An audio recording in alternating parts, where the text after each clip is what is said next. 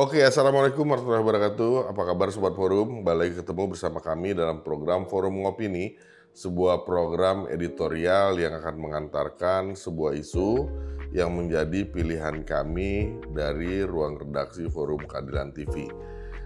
Isu apa dalam pekan ini? Kami milih isu terkait serangan cyber yang terjadi di Pusat Data Nasional Sementara atau PDSN.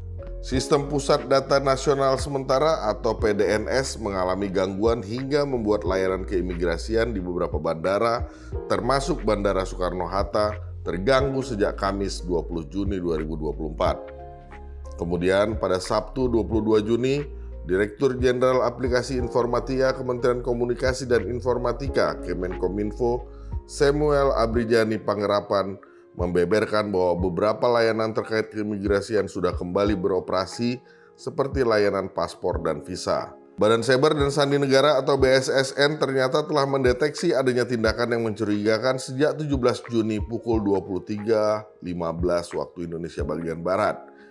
BSSN menemukan adanya upaya penonaktifan fitur keamanan Windows Defender yang membuat sistem keamanan PDNS menjadi rentan. Kemudian, Kepala BSSN Letjen TNI Hinsa Siburian dalam konferensi pers di Jakarta pada Senin 24 Juni mengatakan bahwa server mengalami gangguan serangan Brandchiver ransomware pengembangan terbaru yang bernama Lockbit 3.0. Serangan ini, kata Hinsa, membuat data warga Indonesia berpotensi tidak aman. Namun, BSSN mengklaim telah melakukan konversi informasi data warga untuk pengamanan sementara.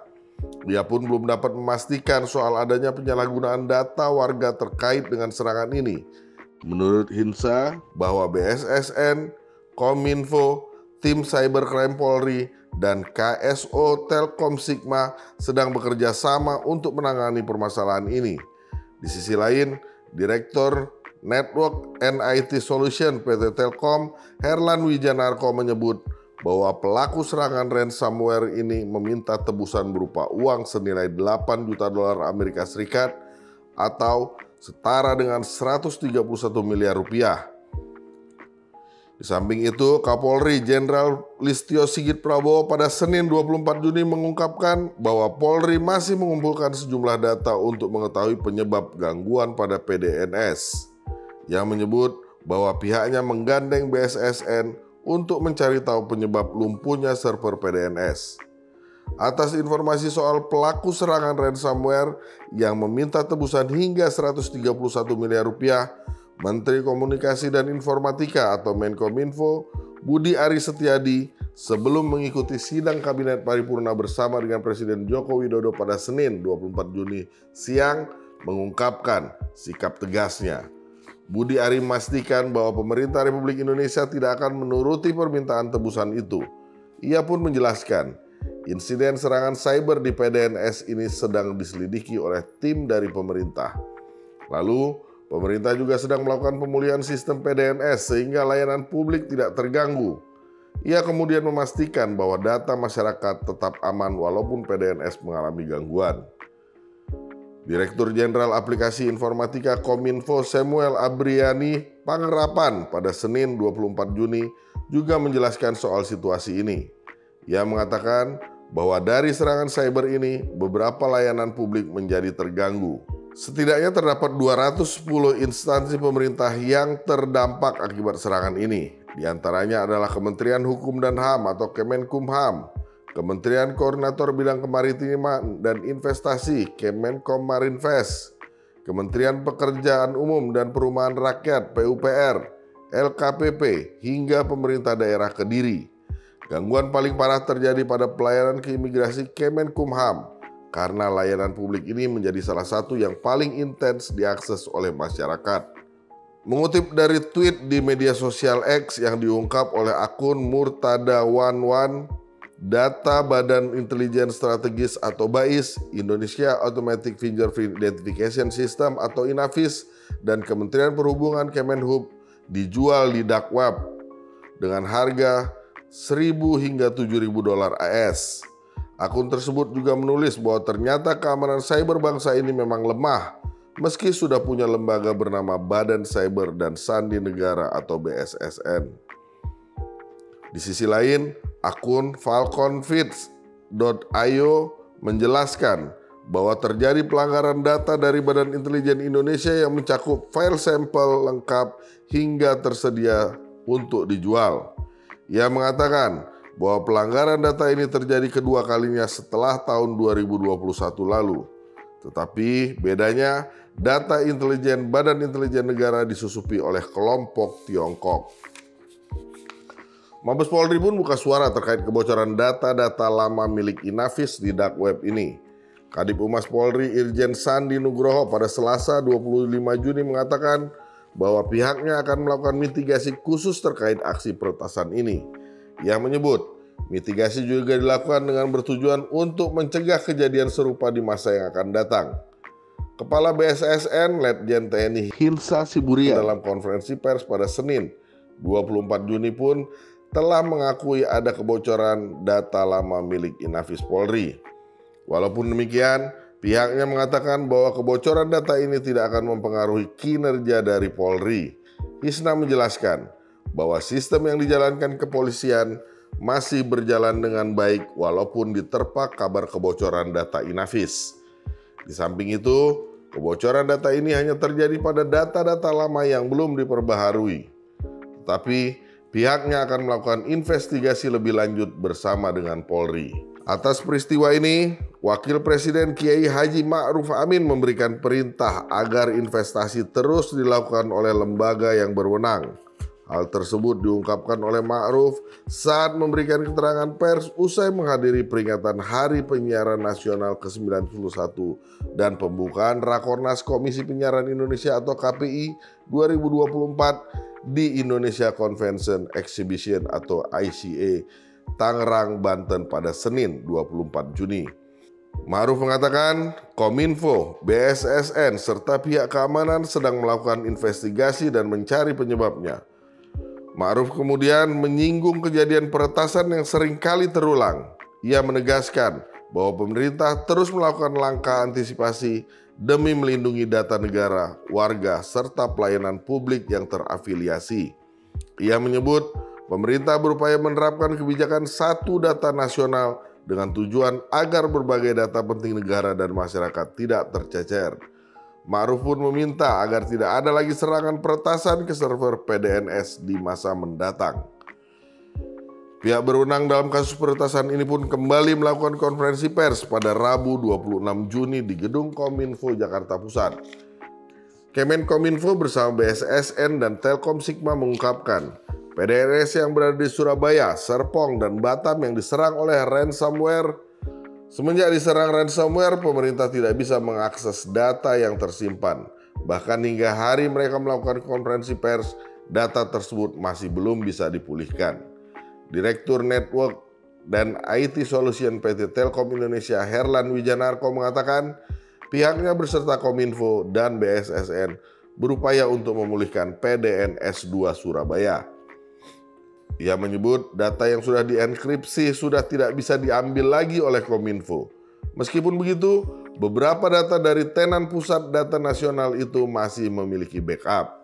Ia juga mengatakan bahwa timnya telah mengontak tenan yang terdampak. Sedangkan untuk pemilik data yang ternyata tidak memiliki data cadangan, Telkom bakal membuat platform penyimpanan baru sebagai pengganti PDNS 2. Direktur Jenderal Informasi dan Komunikasi Publik Kominfo, Usman Kansong pun mengungkapkan, kementerian dan lembaga memprioritaskan pemulihan layanan publik usai penyerangan ransomware ini. Sejauh ini, Usman mengatakan, sudah ada 5 tenan yang pulih usai serangan ini. Usman berharap pemulihan layanan publik dari kementerian dan lembaga bisa bertambah setiap hari nantinya. Ketua Komisi 1 DPR RI Mutia Hafid kemudian meminta Kemenkominfo dan BSSN untuk tidak saling tuding, serta saling menyalahkan mengenai serangan brand cheaper ransomware terhadap PDNS. Mutia di gedung DPR RI Senayan, Jakarta Pusat pada Rabu 26 Juni mengatakan bahwa kedua lembaga tersebut harus sama-sama bertanggung jawab, sebab baginya saling tuding yang dilakukan Kominfo dan BSSN merupakan tindakan yang tidak produktif dan solutif. Maka Mutia dan pihaknya memanggil dua lembaga tersebut pada Kamis 27 Juni untuk mencari benang merah dari permasalahan serangan server PDNS. Menurut Ketua DPP Golkar itu, kebocoran data di PDNS memiliki dampak yang sangat luas. Dengan demikian, pihaknya memberikan kritikan kepada kedua lembaga tersebut. Rapat kerja antara Kemenkominfo dan BSSN dengan Komisi 1 DPR RI digelar di Gedung DPR RI Senayan, Jakarta Pusat pada Kamis 27 Juni. Kepala BSSN, Letjen TNI Hinsa Siburian dalam rapat tersebut mengaku sudah memprediksi akan ada serangan cyber, termasuk serangan ransomware terhadap server PDSN 2 sejak tahun 2023 lalu. Hinsa menjelaskan bahwa web divestment biasanya banyak digunakan untuk judi online. Menurut dia, hal tersebut juga sudah diprediksi akan terjadi di Indonesia pada tahun 2024. Kemudian, serangan cyber lainnya yang diprediksi akan terjadi di tahun 2024 antara lain Distributed Denial of Service, Cyber Threat Base, dan Advanced Persistent Threat. Namun, Hinsa Siburian mengaku bahwa prediksi tersebut sudah disampaikan ke semua lembaga agar dapat mengantisipasi serangan cyber tersebut. Kemudian, kata Hinsa Siburian, tidak ada backup terhadap data pada PDNS 2 yang mengalami ransomware ini. Menurut Hinsa, hal ini adalah permasalahan utama terhadap tata kelola ketahanan cyber. Seharusnya, data-data ini dapat terselamatkan bila ada cadangan data pada PDNS yang lain. Ia menyebut bahwa cadangan data tersebut diperlukan dan sesuai dengan peraturan BSSN nomor 4 tahun 2021 tentang pedoman manajemen keamanan informasi sistem pemerintahan berbasis elektronik. Ia menilai bahwa aturan itu mengharuskan adanya cadangan data. PDNS 1 yang berlokasi di Serpong dan PDNS 2 yang berlokasi di Surabaya, serta pemerintah pun memiliki pusat data nasional di Batam. Katanya, sejauh ini hanya sekitar 2% data dari PDNS 2 yang sudah tercadangkan di pusat data nasional yang berlokasi di Batam. Ketika mengungkapkan tidak adanya cadangan, kemudian ia dikritik oleh salah satu anggota DPR yang mengikuti rapat. Menurut legislator ini, banyak pakar teknologi yang mempertanyakan hal tersebut. Anggota Komisi 1 DPR RI Tubagus Hasanuddin yang saat itu ikut dalam rapat tersebut pun mengaku merasa prihatin terhadap kinerja Kemenkominfo Budi Aris Setiadi dan Kepala BSSN Letjen TNI Hinsa Siburian. Bahkan, TB Hasanuddin mempertanyakan kepada keduanya bahwa serangan ransomware terhadap PDNS itu merupakan bentuk kecelakaan atau kebodohan nasional. TB Hasanuddin juga mengkritik Kominfo dan BSSN yang tidak bekerja maksimal dalam menangani serangan cyber ini. Padahal lanjutnya, BSSN selalu melaporkan soal adanya serangan cyber. Dalam catatan TB Hasanuddin, selama tahun 2023, BSSN sudah melaporkan sebanyak 1.209.000 serangan yang terjadi. Namun, kata dia, BSSN hanya melakukan pelaporan tanpa mengupayakan agar serangan cyber tidak terjadi lagi. Tanggapan serupa juga diungkapkan oleh Ketua Komisi 1 DPR RI Mutia Hafid. Ia menilai bahwa tidak adanya backup terhadap data pada PDNS 2 yang mengalami gangguan akibat serangan cyber bukan permasalahan kurangnya tata kelola ketahanan cyber, tetapi permasalahan kebodohan. Menurutnya, 2% data PDNS 2 yang sudah tercadangkan di Pusat Data Nasional di Batam pun terbilang kecil angkanya, sehingga kurang dapat diperhitungkan. Untuk itu, dia menilai bahwa tidak adanya cadangan data pada PDNS 2 bukanlah bentuk dari kurangnya tata kelola ketahanan cyber. Sebab tidak ada data yang dicadangkan berarti juga tidak ada pengelolaan. Dia pun mengaku heran dengan tidak adanya cadangan data pada PDNS 2 yang berisikan data-data berbagai kementerian dan membuat masalah ketika terjadi serangan cyber. Di kesempatan terpisah, Menteri Keuangan Sri Mulyani mengatakan bahwa Kementerian Keuangan mencatat realisasi belanja Kemenkominfo senilai 4,9 triliun rupiah hingga Mei 2024.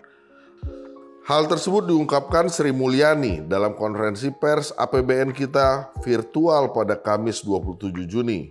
Katanya, dalam anggaran ini, belanja untuk pemeliharaan data center dan pusat data nasional senilai 700 miliar rupiah.